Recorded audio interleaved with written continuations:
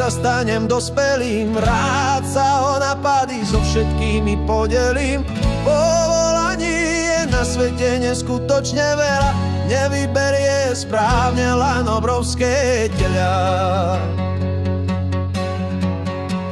Starším predstava vtlačí slzy do očí, keď ako smetiar na auto naskočí. Dievčatá chceli byť letuškami často, kaderničky mali v popularite náskok. Nie jeden z nás chcel byť kozmonautom, a či len jazdiť polevacím autom.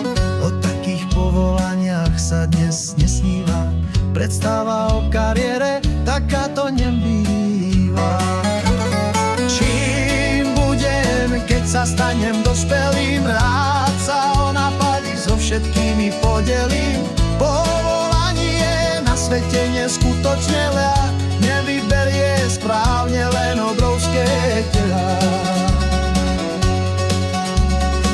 Mne sa to veľmi zmenilo, tomu ver, čo tak robiť ako profi herný tester.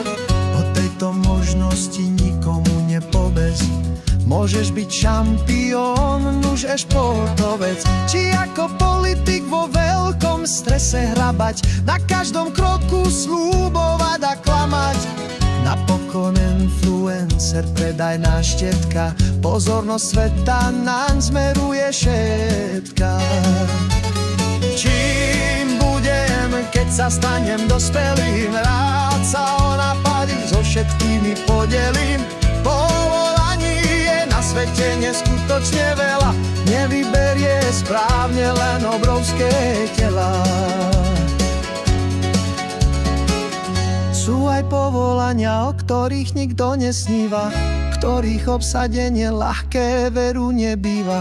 Daňový poradca, keď sa na príjmy pýta, či taký matematik, čo stále počíta, prípadne aj hrobár, čo neustále kope, alebo jeho vista, keď na dvere klope. Klop, klop, klop. Čím budem, keď sa stanem dospelým, rád sa o napady so všetkými podelím. Povolaní je na svete neskutočne veľa,